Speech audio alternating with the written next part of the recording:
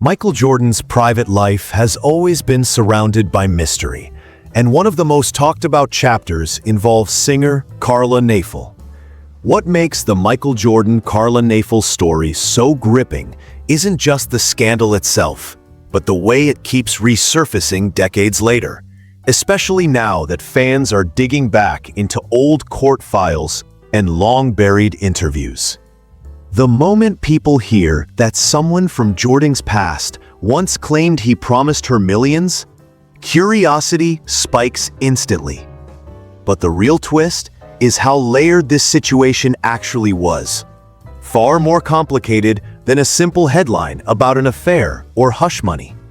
And the deeper you go, the more tangled it becomes, involving contract disputes, emotional fallout, and a web of courtroom drama that stretched across years. The intrigue usually starts with the same question: what really happened between Michael Jordan and Karla Knafel? And the truth is, even after all the legal battles and public statements, parts of this story still feel unfinished. That's exactly why fans continue to speculate, even now. Rumors have continued floating online, suggesting that Jordan, now in his early 60s, has supposedly hinted at details from that era that people never heard before. But here's the key: none of those claims have been confirmed. What exists for sure are the documents, testimonies, and rulings that shaped the public version of events. But to understand how this situation spiraled into one of the most talked about off-court dramas in Jordan's life, you have to go back to the very beginning, before lawsuits, before DNA tests, before any talk of secret payments. You have to look at who Karla Knafel was at the time, and how she crossed paths with the most famous basketball player on the planet. Because once that meeting happened, everything set into motion, and what followed would eventually unravel into a massive legal showdown that still fascinates the public decades later. And that's exactly where this story really begins. Long before her name was tied to national headlines, Karla Knafel was a singer, performing in local venues, working hard to build a music career. She wasn't a celebrity. She wasn't internationally known, and she wasn't part of the NBA world at all. But that changed the moment her path crossed with Michael Jordan's in the late 1980s. According to earlier reports and court filings, their introduction wasn't dramatic or scripted. It was the kind of quiet encounter that could have easily stayed private forever, if not for what came afterward. And it's precisely that ordinary beginning that makes the rest of the story so surprising. Their relationship, as described in legal documents, stretched over multiple cities: Chicago, Indianapolis, Phoenix, making it clear this wasn't some quick, forgettable moment. It had duration, it had emotion, and according to Knafel, it eventually involved the kind of conversations that would later become the centerpiece of the entire controversy. The details of those early years matter because they set the groundwork for everything that exploded later. Without understanding that foundation, the $5 million allegation makes little sense. From Jordan's perspective, according to his legal responses, things were not as she claimed. That disagreement, that tension between two stories, is what eventually fueled the entire legal firestorm. But this early chapter isn't just backstory, it's the hinge point. Because once pregnancy entered the picture, so did claims of promises, negotiations, and payments. And that takes us straight into the heart of the controversy that made this story explode years later. Which leads directly into the question everyone still asks. Once the story reached the stage where money was involved, everything escalated. According to Karla Knafel's lawsuit, Michael Jordan allegedly promised her $5 million in 1991 as part of a private agreement. The claim was that this money wasn't just support, it was meant to buy silence. Not only about the relationship, but about the pregnancy she believed involved Jordan. That figure, $5 million, became the headline that pulled the story into national spotlight, making it one of the most controversial off-court rumors in Jordan's career. But Jordan's side painted an entirely different picture. According to his countersuit and statements filed in court, he denied ever making any multi-million-dollar promise. Instead, Jordan claimed he agreed to a much smaller payment only after a DNA test showed he was not the father, which he argued made the larger claim irrelevant. His attorneys went even further, labeling Knafel's demand as a form of pressure, using the threat of public embarrassment to secure a massive payout. This turned what might have been a private disagreement into a legal and media showdown. What made things even more confusing was the back-and-forth rulings. At one point, a judge agreed that if both parties believed Jordan was the father at the time, the alleged agreement could be void due to mutual misunderstanding. But then, another court partially reinstated parts of Knafel's claim, keeping the dispute alive and dragging it through more years of litigation. Every twist added new fuel for speculation, especially since the details were being pulled from court files piece by piece, not from direct public statements. This financial controversy didn't just raise questions about money. It forced people to examine what each side believed at the time, what evidence existed, and how much of the story was shaped by misunderstanding versus intentional deception. And once the paternity test entered the picture, the entire situation took yet another turn. The moment DNA testing entered the case, the entire narrative shifted dramatically. Early on, Knafel's belief that Jordan was the father played a central role in her claims. But once the paternity test concluded Jordan was not the father, the legal landscape changed instantly. This wasn't just about personal relationships anymore. Now, it was about whether an agreement, if it ever existed, could be enforced based on a misunderstanding that both sides later acknowledged. And that's where the courtroom chaos began. Jordan's legal team used the DNA results as the foundation of their argument. They claimed that any agreement tied to paternity became void once the test revealed the child wasn't his. Courts initially seemed to agree, with a judge ruling that the alleged $5 million deal couldn't be enforced because it was based on mistaken assumptions. But Knafel didn't back down. She appealed, arguing that the agreement wasn't only about paternity, but about silence surrounding their relationship as a whole. This argument kept the case alive longer than anyone expected. That's where the drama intensified. One court partially revived her claim, suggesting that if the alleged agreement covered more than just paternity, certain parts might still stand. That ruling reignited public interest and caused a wave of speculation online, especially among fans who believed Jordan had more secrets from that era than he let on. But ultimately, the appeals court shut the door on the $5 million claim entirely, stating that the agreement was unenforceable for multiple legal reasons. With that ruling, the public chapter of the story essentially closed. But even after the courts made their decision, rumors never really stopped. The case involved fame, money, secrecy, and conflicting stories, perfect ingredients for decades of speculation. And that lingering uncertainty is exactly why people still revisit this situation today, especially when discussions arise about Jordan's past, his legacy, and the mysteries that still surround his private life. With the court battles fading out, the natural question became why both sides pushed so hard for their version of the story to be accepted. And when you look closely, the motives start becoming clearer. The dispute wasn't just about a relationship. It was about reputation, privacy, and the enormous pressure that comes with being one of the most recognizable athletes in the world. Once the DNA results cut through the earlier claims, what remained was an emotional and strategic tug-of-war over how the public would remember this chapter. From Knafel's perspective, the alleged agreement represented a promise tied to a deeply personal situation, one she believed had real consequences for her life.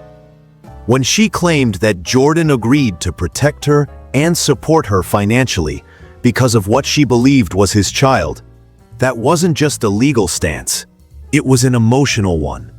Whether her interpretation was accurate or not, it was rooted in her view of how their relationship unfolded.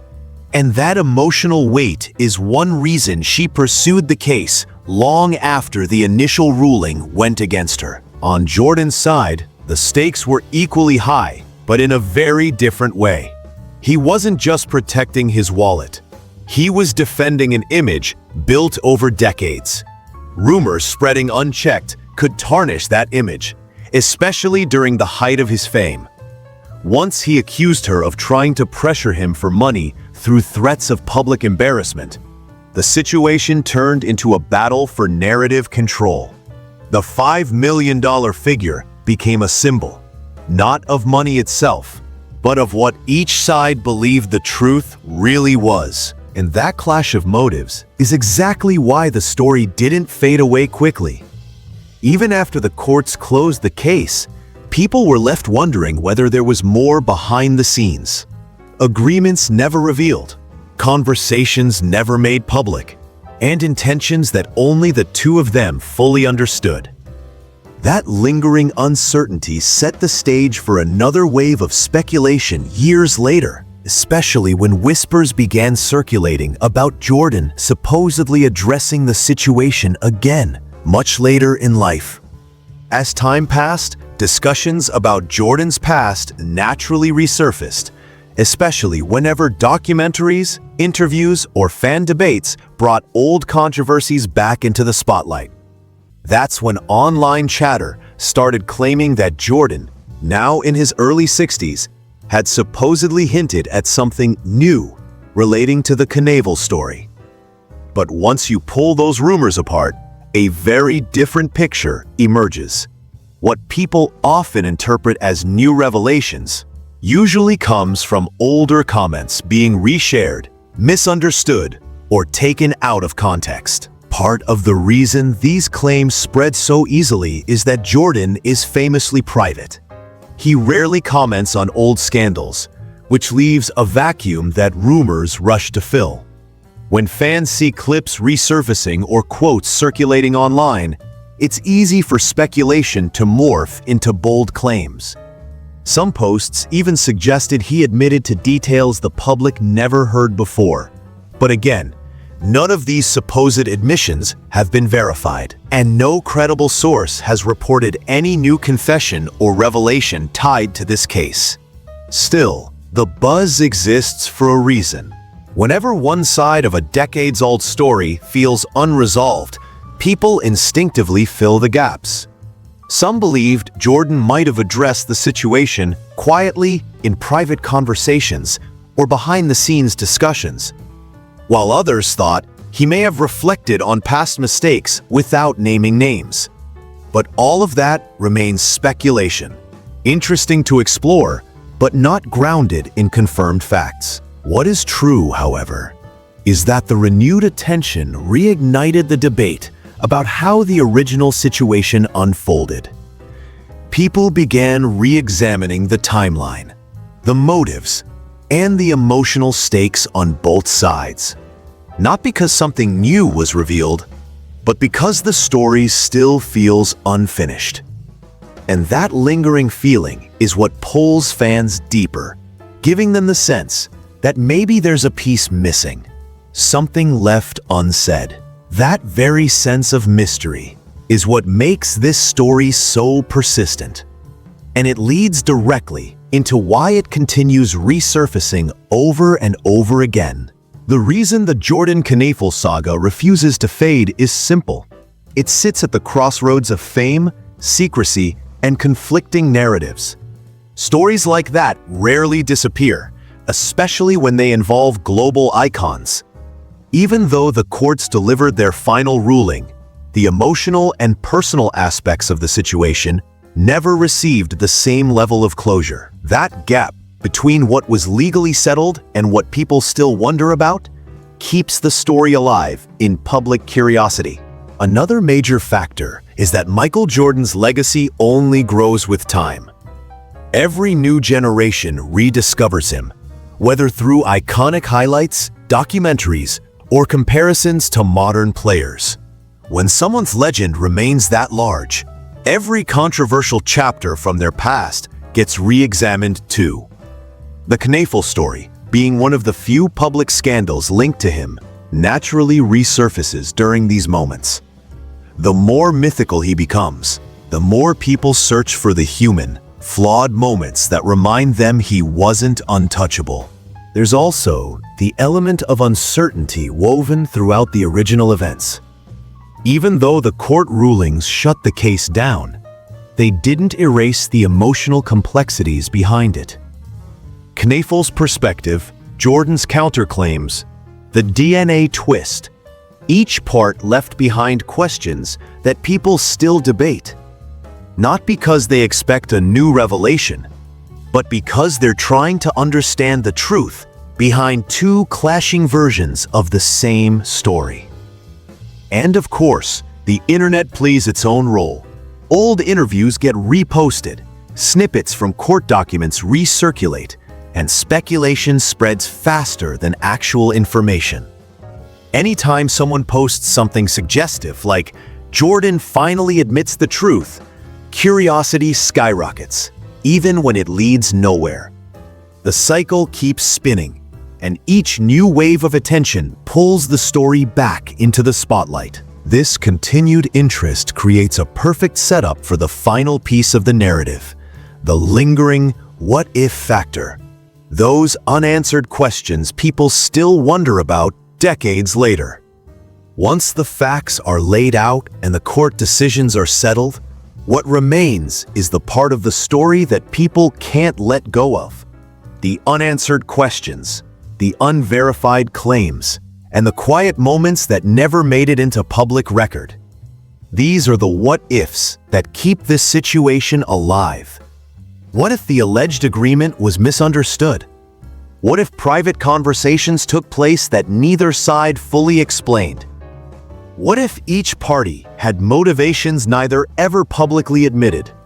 None of these possibilities can be proven, but they add layers of intrigue that keep the story compelling. This mystery is amplified by Michael Jordan's famously guarded personality. He has always protected his privacy fiercely, especially when it comes to personal matters. That silence, intentional or not, creates the impression that there might be more beneath the surface. Not necessarily more scandal, but more emotion, more complexity, more unspoken context. On the other side, Knafel's claims also left room for interpretation. Some believe she genuinely felt wronged. Others think her version was colored by emotion or memory. Either way, the gaps between their stories fuel speculation to this day.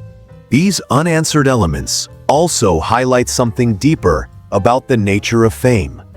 When someone's public image becomes larger than life, every personal decision becomes magnified. A private mistake turns into a headline. A misunderstanding turns into a legal battle. And a decades-old story becomes a point of fascination for generations who weren't even alive when it happened. That's the long shadow of celebrity, especially for someone as iconic as Jordan.